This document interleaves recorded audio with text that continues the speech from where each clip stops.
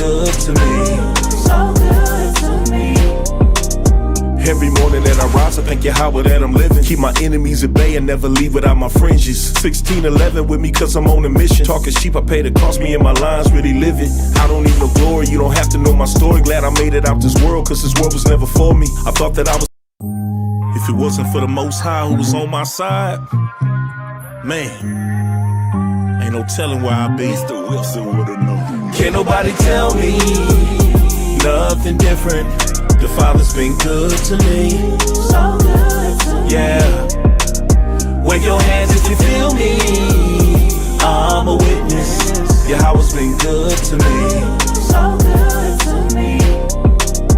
Every morning that I rise, I thank Yahweh that I'm living. Keep my enemies at bay and never leave without my fringes. 1611 with me cause I'm on a mission. Talking sheep, I pay the cost, me and my lines really live it. I don't need no glory, you don't have to know my story. Glad I made it out this world cause this world was never for me. I thought that I was. If it wasn't for the Most High who was on my side, man, ain't no telling where I'd be. Mr. Wilson would've known. Can't nobody tell me nothing different. The Father's been good to me. So good to me. Yeah. Wave your hands if you feel me. I'm a witness. Yahweh's been good to me. So good to me. Every morning that I rise, I thank Yahweh that I'm living. Keep my enemies at bay and never leave without my fringes. 1611 with me cause I'm on a mission. Talking sheep, I pay the cost, me and my lines really live it. I don't need no glory, you don't have to know my story. Glad I made it out this world cause this world was never for me. I thought that I was. If it wasn't for the Most High who was on my side, man, ain't no telling where I'd be. Mr. Wilson would've known. Can't nobody tell me nothing different. The Father's been good to me. If you feel me, I'm a witness. Yahweh's been good to me. So good to me. Every morning that I rise, I thank Yahweh that I'm living. Keep my enemies at bay and never leave without my fringes. 1611 with me cause I'm on a mission. Talking sheep, I pay the cost me. Shalom, Israel. Happy Feast of Dedication. Hold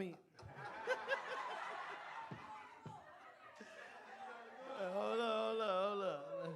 Happy Feast of Destruction of Nicanor. Yeah.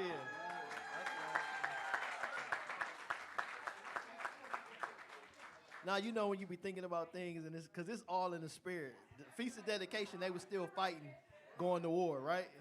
So this is a feast where we destroyed our enemies, and they was like, man, make a holiday about that, right? How many of y'all ever destroyed y'all enemies and was like, man, we're going to celebrate this for the rest of our life? None of us, right? We thought that was, oh, no, you can't celebrate the death of your enemies and all that. But, man, if you're on Facebook, YouTube, Instagram, you have joined True Nation Israelite Congregation for the Feast of the Destruction of Nicanor. Share this with all your friends. But, man, we're going to go through this story right here, right? Because how many of y'all ever was told in the bootleg church, when you was in church, that you got to fight for your friends, fight for your enemies, fight to keep these laws, fight to keep the commandments? You was never told to fight. You was like, if you sin, you just mess up. You come next Saturday, you say the sinner's prayer, and you come to church on Sunday, right? But that ain't according to Scripture. But I want to show y'all something. Let's go here right quick.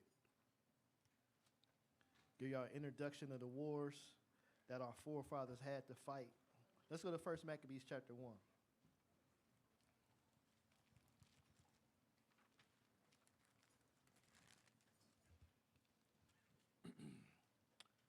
You can start at 1, and then we're going to drop down to, go ahead. The book of 1 Maccabees chapter 1 and verse 1.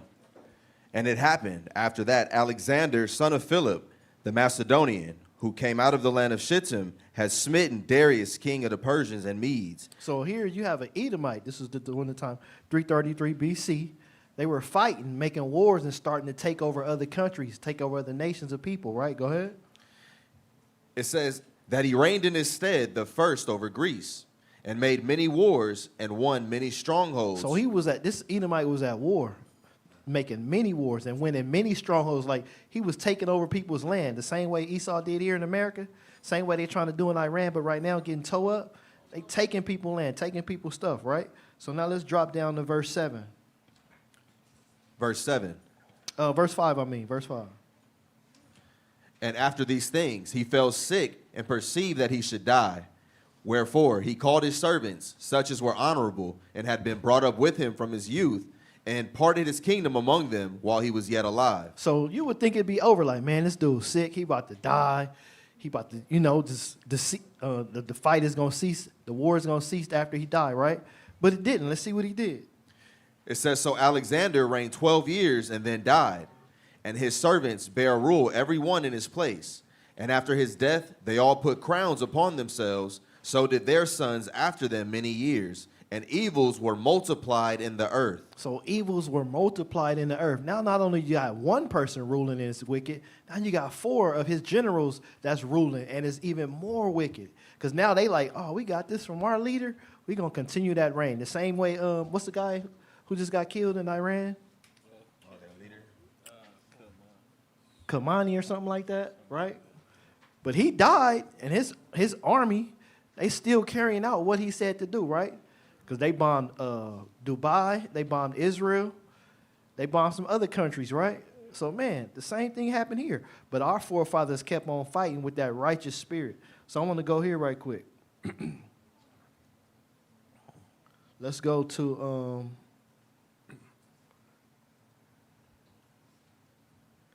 Let's go to 1 Maccabees chapter 2 and 27. The book of 1 Maccabees chapter 2 and verse 27. And Mattathias cried throughout the city with a loud voice, saying, whosoever is zealous of the law and maintaineth the covenant, let him follow me. So he and his sons fled into the mountains and left all that they ever had in the city. Could anybody follow Mattathias? Nope. Can anybody join the Maccabean family? Nope. Read that again.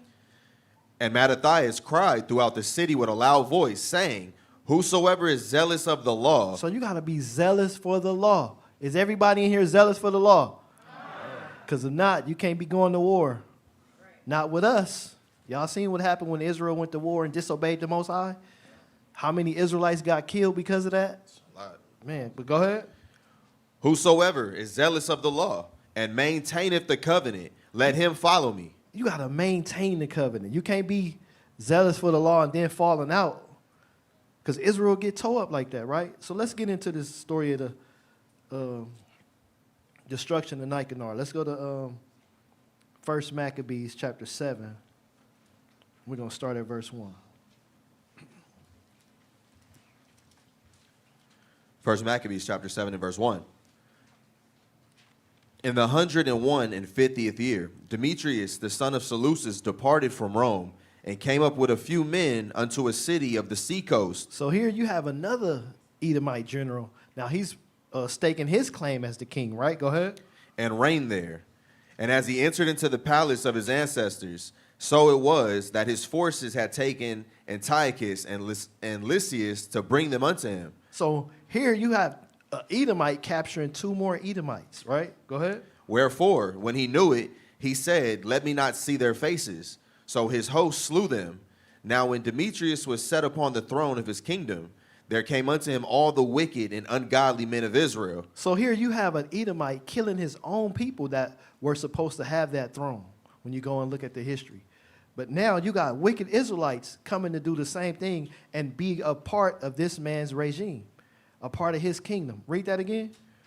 There came unto him all the wicked and ungodly men of Israel, having Alchemists who was desirous to be high priest for their captain. And they accused the people to the king, saying, Judas and his brethren have slain all thy friends and driven us out of our own land. So here you have wicked Israelites doing that again, right? So let's go back. Because this was doing in further along in the battle. And let's go back to chapter 1 right quick. I want to show y'all something. Because the same thing happened. It keep happening over and over and over, right? And we're going to start at verse... You can start at verse 11. 1 Maccabees 1 and 11. And mind you, these wars weren't just quick wars. This was over time periods that these things would continue to happen, right? But go ahead. It says, in those days went there out of Israel wicked men, who persuaded many, saying, Let us go and make a covenant with the heathen that are round about us. So where you think Alchemist got that from? He got it from them. He was like, man, we gonna be under siege. Let me attain some power, while the wicked are in power, right? Our forefathers, they wanted to go get license from the wicked to do wickedly, right? But go ahead. For since we departed from them, we have had much sorrow. So this device pleased them well. Then certain of the people were so forward herein that they went to the king, who gave them license to do after the ordinances of the heathen. Man, y'all see that? So now let's go back to chapter 7. Or you know what? We could just go on and get to the meat of the story. Let's go to 2 Maccabees. 2 Maccabees chapter 14 and start at verse 1.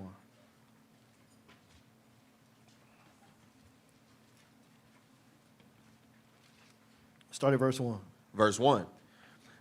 After 3 years was Judas informed that Demetrius, the son of Seleucus, having entered by the haven of Tripolis with a great power and navy, had taken the country and killed Antiochus and Lysias his protector. So in chapter 7, 1 Maccabees, and chapter 14 and 2 Maccabees is going over the same story. But go ahead. Now when Alchemist, who had been high priest and had defiled himself willfully in the times of their mingling with the Gentiles, seeing that by no means he could save himself, nor have any more access to the holy altar. So this dude was wicked. He polluted himself. So now he was unable to perform the duties of a righteous priest, right? But go ahead. Came to King Demetrius in the 150th year, presenting unto him a crown of gold and a palm, and also of the bows which were used solemnly in the temple. And so that day he held his peace. So he given righteous things from the temple to this wicked Edomite, right? Making a league with him. Are we supposed to do that? Especially giving up the things of the temple. That's like if somebody came in here and gave away one of our great ornaments. We'd be mad, right? But go ahead. Howbeit, having gotten opportunity to further his foolish enterprise, and being called into council by Demetrius, and asked how the Jews stood affected, and what they intended, he answered thereunto. Those of the Jews that be called Assyrians, whose captain is Judas Maccabeus, nourish war, and are seditious, and will not let the realm be in peace. Therefore I, being deprived of mine ancestors' honor, I mean the high priesthood, am now come hither. So how are we supposed to do with our laws? Let's go to 1 Maccabees, chapter 3 and 19. Because he was mad at Judas Maccabeus for holding the peace, upholding the laws, right? Yep.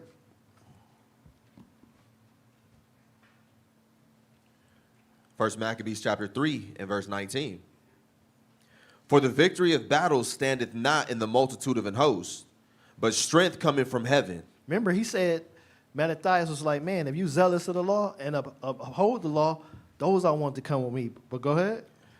They come against us in much pride and iniquity to destroy us and our wives and our children and to spoil us. Mm-hmm. But those are the things that Esau is doing, right? But go ahead. But we fight for our lives and our laws. So this is why Alchemist was like, man, he upbraiding us. It's not going to be peace. Because guess what else our forefathers was doing? All the wicked of Israel, they was destroying them and kicking them out of the land, burning them up. So let's go back.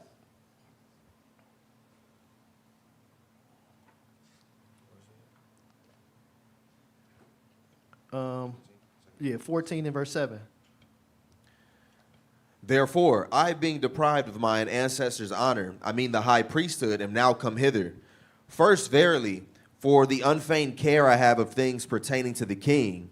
And secondly, even for that I intend the good of my own countrymen, for all our nation is in no small misery through the unadvised dealing of them aforesaid. So he was talking about Judas Maccabeus. He said, what did he say? He said, for all our nation is in no small misery through the unadvised misery through the unadvised dealing of them aforesaid. So he like, man, because of what they doing, we all in misery, which was not true. Because what were we supposed to do? Fight for our lives, our laws, our commandments, right? Our wives and our children, right? So now let's get another precept. Let's go to Sirach chapter 10. Yeah, we're going to come back to this.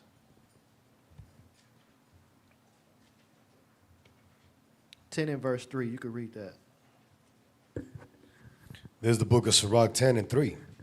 An unwise king destroyeth his people. So what was alchemist at this point?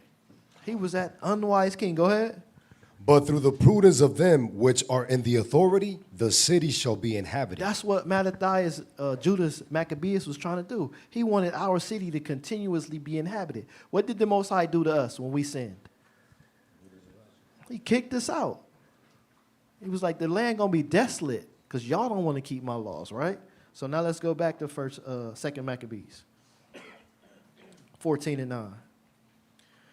Wherefore, O king, seeing thou knowest all these things, be careful for the country and our nation, which is pressed on every side according to the clemency that thou readily showest unto all. Who was Alchemist calling king right here? Demetrius. He was not talking to an Israelite. He's talking to this heathen calling him a king, right? But go ahead. For as long as Judas liveth, it is not possible that the state should be quiet. This was no sooner spoken of him, but others of the king's friend, being maliciously set against Judas, did more incense Demetrius. So let's go to Wisdom of Solomon, chapter 2 and verse 12 right quick.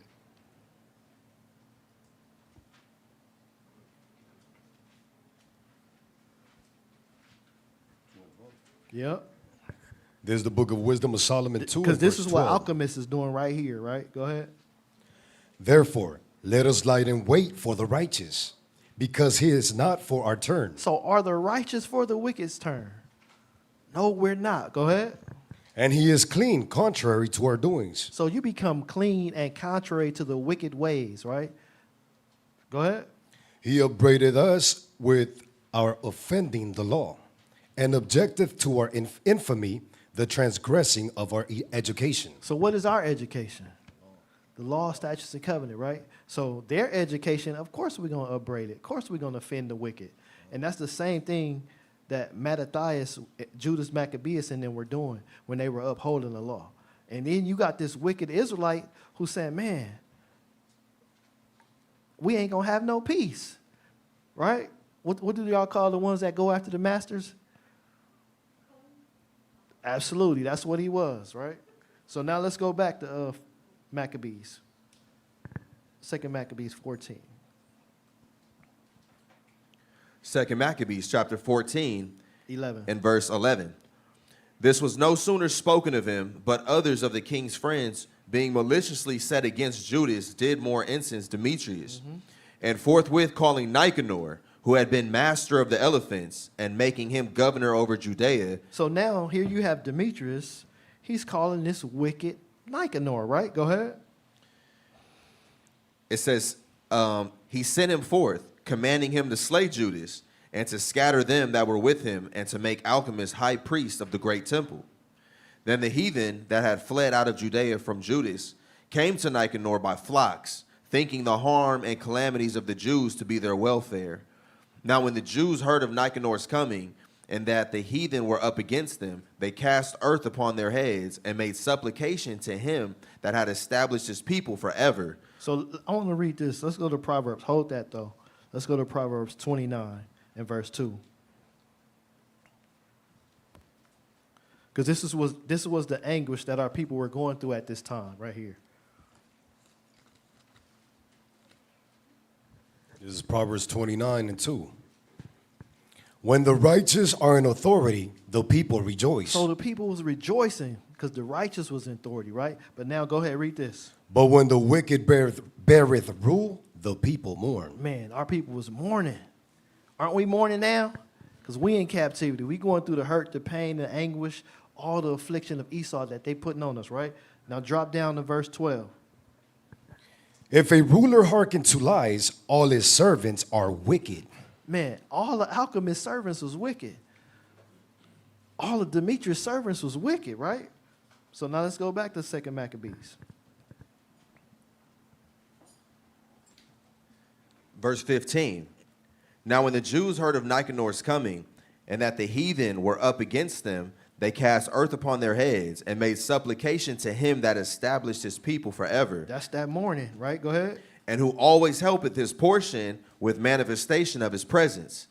So at the commandment of the captain, they removed straightways from thence, and came near unto them at the tower of Dessau. Now Simon, Judas's brother, had joined battle with Nicanor, but was somewhat discomfited through the sudden silence of his enemies. Nevertheless, Nicanor, hearing of the manliness of them that were with Judas, and the courageousness that they had to fight for their country, durst not try the matter by the sword. He was like, man, I can't. I'm gonna hold off a little bit because these brothers is powerful, and I might get my butt kicked, right? Because when you're a punk, what do? They continue to punk you. They take advantage of you. But when you speak up and you bring that thing out, what they gonna do? They gonna bow down, or they gonna be like, you know what? He killed a gang of us. Y'all know, but go ahead. Wherefore, he sent Poseidonus and Theodotus and Mattathias to make peace.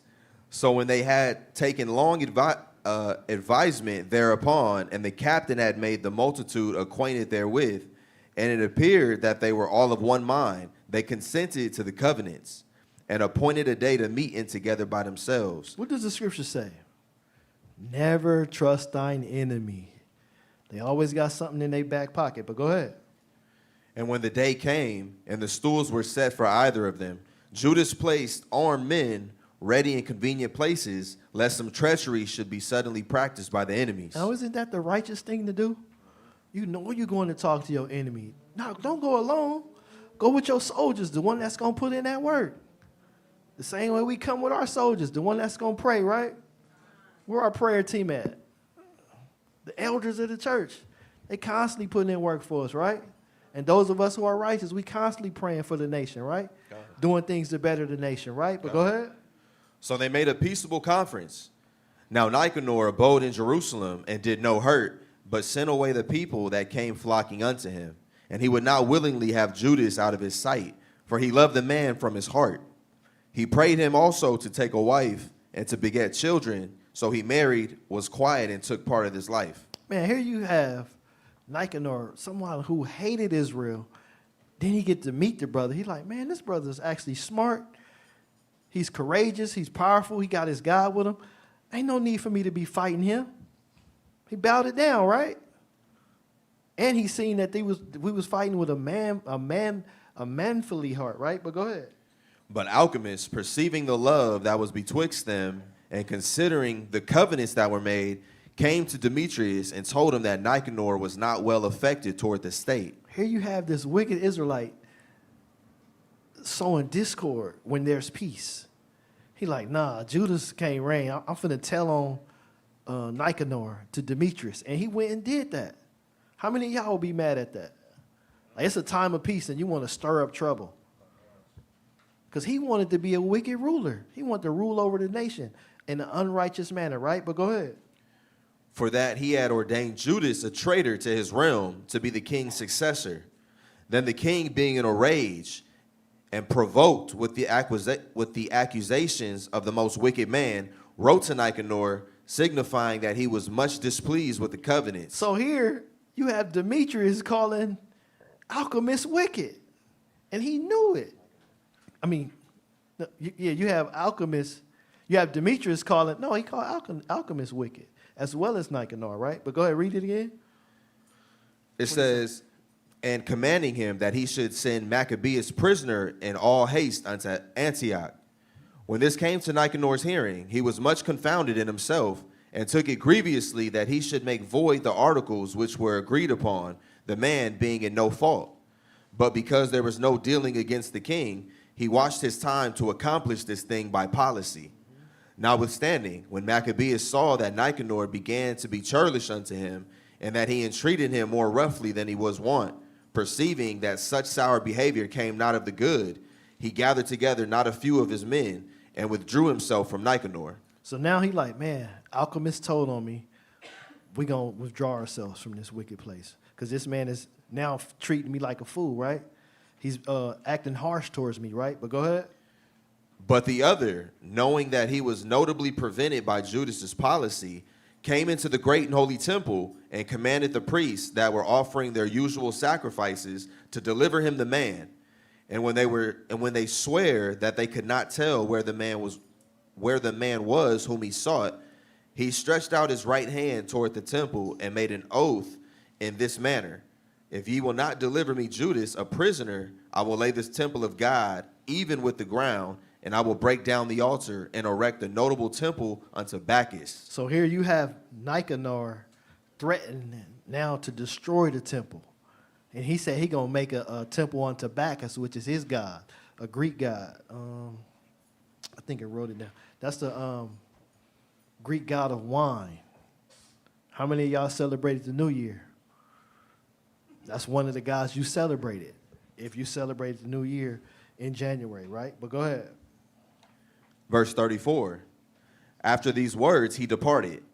Then the priests lifted up their hands toward heaven and besought him that was ever a defender of their nation, saying in this manner: Thou, O Lord of all things, who hast need of nothing, was pleased that the temple of thine habitation should be among us. Therefore, now, O holy Lord of all holiness, keep this house ever undefiled, which lately was cleansed, and stop every unrighteous mouth. So did our forefathers get scared and not pray to the Most High? They prayed to the Most High. Same thing we got to do, right? But go ahead. Now was there accused unto Nicanor one Razes, one of the elders of Jerusalem, a lover of his countrymen, and a man of a very good report, who for his kindness was called a father of the Jews. For in the former times, when they mingled not themselves with the Gentiles, he had been accused of Judaism, and did boldly jeopard his body and life with all vehemency for the religion of the Jews. So here you have another righteous Israelite who was an elder. Who else did they do this to? They wanted him to eat swine's flesh. Eleazar. Why do they always go to the older men of Israel and try to get them? Yep. Because the people follow the elders. That's like karatazah. Like, man, I'm finna go do such and such. People are going to look at it and be like, oh, man, the elder doing it, it must be okay. But let's see what this elder did, how courageous and bold he was, right? Go ahead. So Nicanor, willing to declare the hate that he bare unto the Jews, sent above 500 men of war to take him. So he was like, man, these people coming, but this is what I'm going to do. Go ahead. For he thought by taking him to do the Jews much hurt. Now when the multitude would have taken the tower and violently broken into the outer door, and bade that the fire should not be brought to burn it, he being ready to be taken on every side fell upon his sword, choosing rather to die manfully than to come into the hands of the wicked. So he wanted to die. He was like, y'all not taking me. I'm not going to be y'all slave. But go ahead. Choosing rather to die manfully than to come into the hands of the wicked, to be abused otherwise than beseemed his noble birth. But missing his stroke through haste, the multitude also rushing within the doors, he ran boldly up to the wall and cast himself down manfully among the thickest of them. So he like, man, I wounded myself. It didn't work. So now I'm finna try to take some of y'all with me. Right? Go ahead. But they quickly giving back, and a space being made, he fell down into the midst of the void place. Nevertheless, while there was yet breath within him, being inflamed with anger, he rose up, and though his blood gushed out like spouts of water, and his wounds were grievous, yet he ran through the midst of the throng, and standing upon a steep rock, when as his blood was now quite gone, he plucked out his bowels, and taking them in both hands, he cast them upon the throng, and calling upon the Lord of life and spirit to restore him those again, he thus died. Man, I want to show another example of that anger. Let's go to 1 Maccabees chapter 1 right quick. But we're going to come back to that, chapter 15. Because when our forefathers get mad and they righteous, man, they're going to put in work.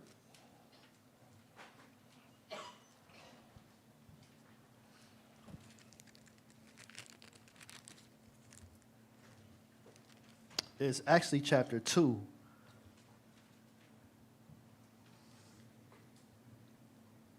In verse 24. First Maccabees 2 and verse 24. Which thing when Mattathias saw, he was inflamed with zeal. Start at verse 22. We will not hearken to the king's words to go from our religion either on the right hand or the left. So here you have Mattathias speaking, right? But go ahead. Now when he had left speaking those words, there came one of the Jews in the sight of all sacrifice on the altar, which was at Modin, according to the king's commandment. Which thing when Mattathias saw, he was inflamed with zeal, and his reins trembled. Neither could he forbear to show his anger according to judgment. How many of y'all seen y'all mother and father when y'all was growing up? Y'all did something, and they was mad. They screamed at you. They pulled that belt out, and they whooped you real good. And you felt like that monster was just on you, right? Because I know my pops, man, he used to pull that belt out when I was a kid. Big old hands. I'm like, man. So just imagine Mattathias right here doing this. Let's see what he did when he got mad. Neither could he forbear to show his anger according to judgment. Wherefore he ran and slew him upon the altar. So he slew a man on the altar. And he couldn't forbear. He couldn't hold back his anger, right? So now let's go back to 2 Maccabees, chapter 15. We almost done, y'all. Come on. Let's get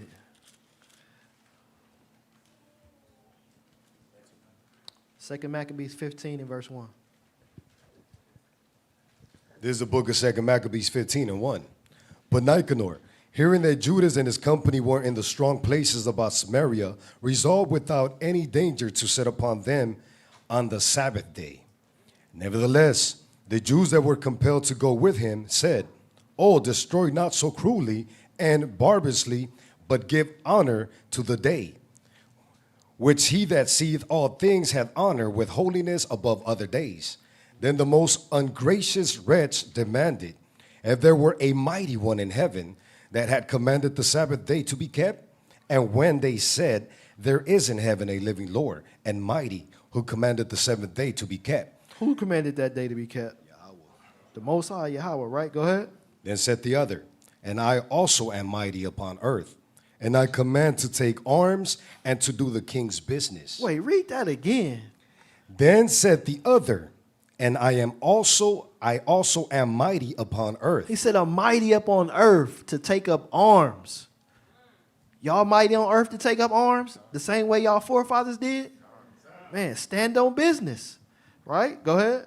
And I command to take arms and to do the king's business. Yet he obtained not to have his wicked will done. So Nicanor, in exceeding pride and haughtiness, determined to set up a public monument of his victory over Judas and them that were with him. So we're going to see what happened, right? Go ahead. But Maccabeus had ever sure confidence that the Lord would help him. Wherefore he exhorted his people not to fear the coming of the heathen against them. How many times do Tazai want to exhort y'all? Keep the law, keep the covenant every week. Even the brothers that be having the class Monday through Friday, they exhorting y'all through the knowledge, the wisdom, and the understanding, right? How many of y'all watch the classes on Tuesday, the basic history? What about Wednesday? All praises, because you're getting fed, you're getting exhorted constantly, right? But go ahead. Wherefore he exhorted his people not to fear the coming of the heathen against them, but to remember the help which in former times they had received from heaven. Who's our help? The Most High, right? And that's the help that they got right here. Go ahead. And to expect the victory and aid which should come unto them from the Almighty. And so comforting them out of the law and the prophets, and withal putting them in mind and the battles, of the battles that they won afore, he made them more cheerful. Our faith should be big right now because we seen heaven and hell through the scriptures. We were shown the good things that we had. Now we being shown the bad things we had. We even living through the curses. How many of y'all knew that when you read this Bible that it was us in here being brought over here on cargo slave ships? Deuteronomy 28:54, that it was us that will be killing our brothers and sisters because of our disobedience to the law. This is scripture. So we got to have, man, our faith should be up here right now. We should never have a low moment, right? Right? But go ahead. Verse 10. And when he had stirred up their minds, he gave them their charge, showing them therewithal the falsehood of the heathen and the breach of oaths. So I want to talk about this falsehood of the heathen.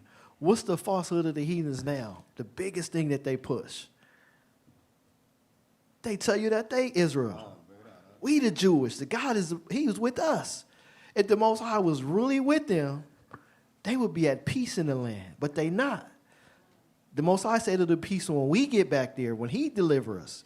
Ain't no peace there right now. Y'all see, Iran is tearing Israel up right now. And ain't no peace. And them supersonic missiles is getting through.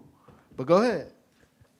Thus, he armed every one of them, not so much with defensive shields and spears, as with comfortable and good words. Man, he armed them with that. The scriptures is arming y'all right now with comfortable and good words. The Most High is your protector. He's your provider. He's your way maker. He gonna get you through all of the destruction. All right? But go ahead, huh? And beside that, he told them a dream worthy to believe, as if it had been so indeed. He told them a what? Check. A dream to be believed. He told them a dream worthy to be believed. What did Martin Luther King tell y'all? He told y'all a lie. But out of these scriptures, he told you a dream worthy to be believed. Go ahead. He told them a dream worthy to be believed, as if it had been so indeed, which did not a little rejoice them. Go ahead. And this was bring it down a little bit, Art. And this was his vision, that Onias, who had been high priest, a virtuous and good man, reverend in conversation, gentle in condition, well spoken also, and exercised from a child in all points of virtue, holding up his hands, praying for the whole body of the Jews. So you see, this dream wasn't about black boys and black girls holding hands. This is a dream about a priest, right? A righteous priest. But go ahead. This done in like manner, there appear many with gray hairs and exceeding glorious, who was of wonderful and excellent majesty.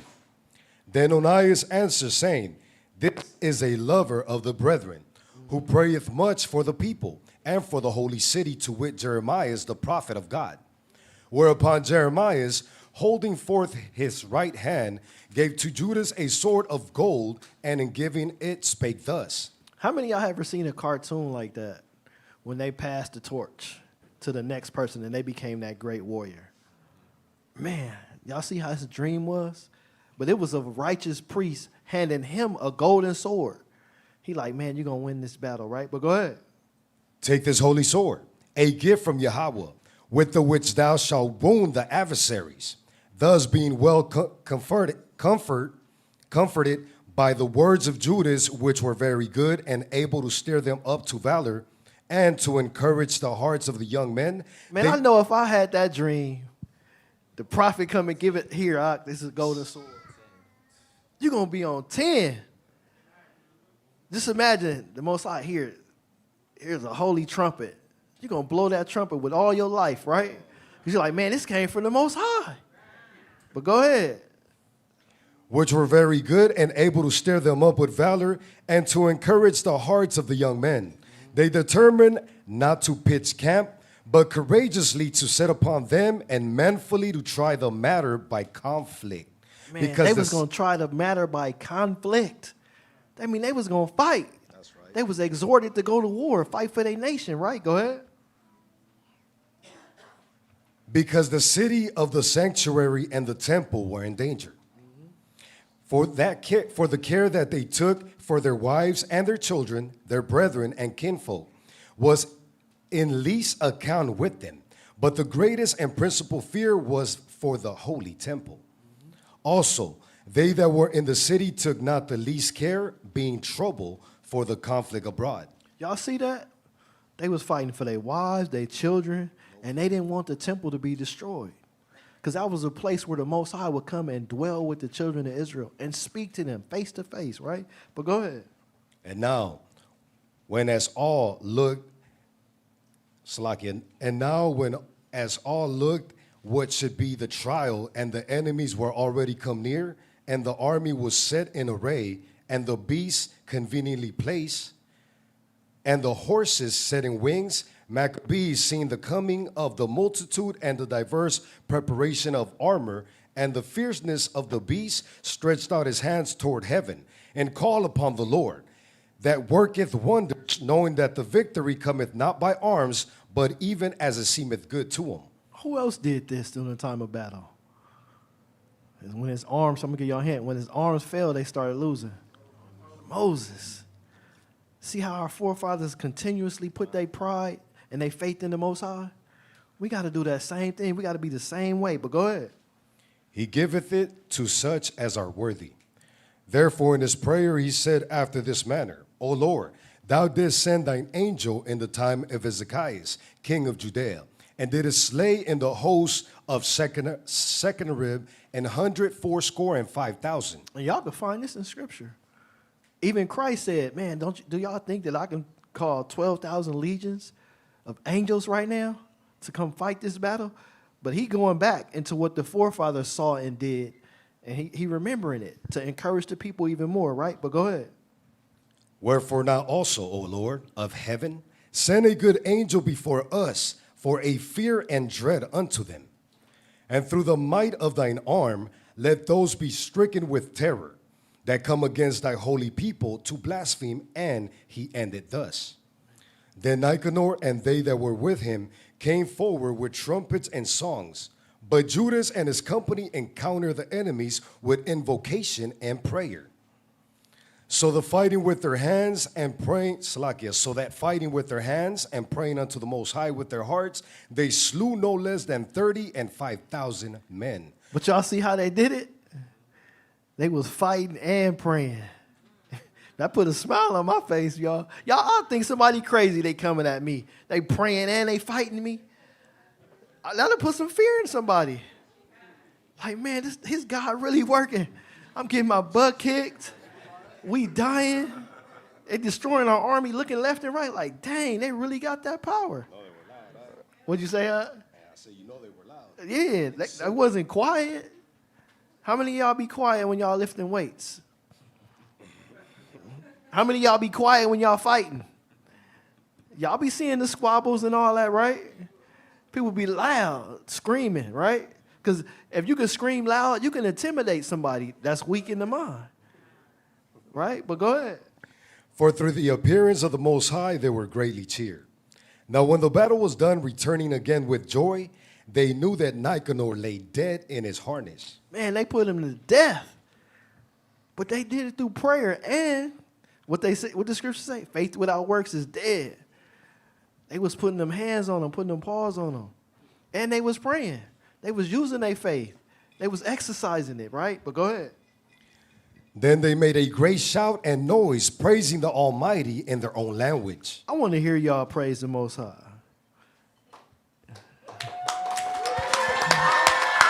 How about you, y'all? Sorry, That's right. That's right. Just imagine y'all at war and y'all screaming and praising the Most High because of victory, right? But go ahead. And Judas, who was ever the chief defender of the citizens, both in body and mind, and who continued his love toward his countrymen all his life, commanded to strike off Nicanor's head and his hand with his shoulder. Remember that hand that he was pointing, being rash with, right? They cut it off. And they cut that head off, right? Go ahead. And bring them to Jerusalem. Mm-hmm. And they brought it back home as a trophy, right? Go ahead.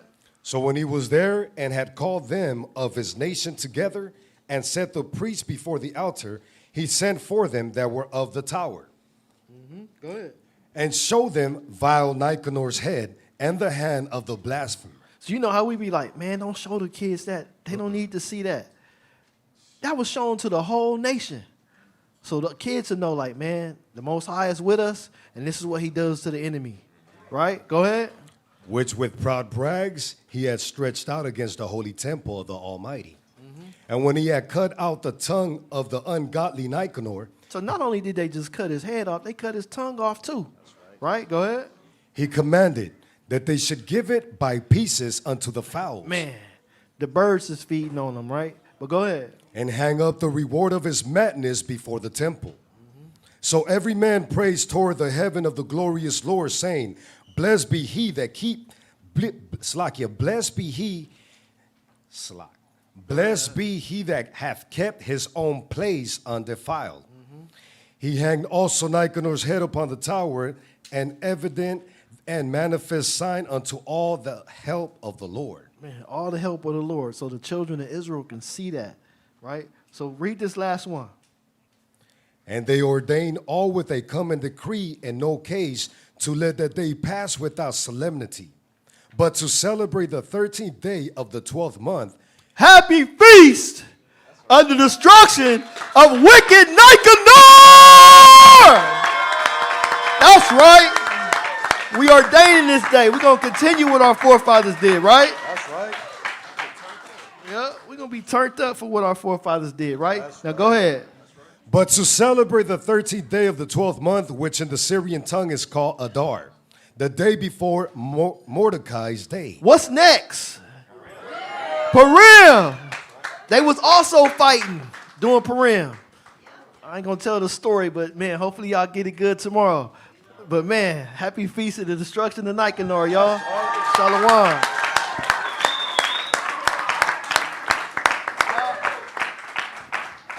What'd you say, I? Say what? If it wasn't for the Most High who was on my side, man, ain't no telling where I'd be. Mr. Wilson would've known. Can't nobody tell me nothing different. The Father's been good to me.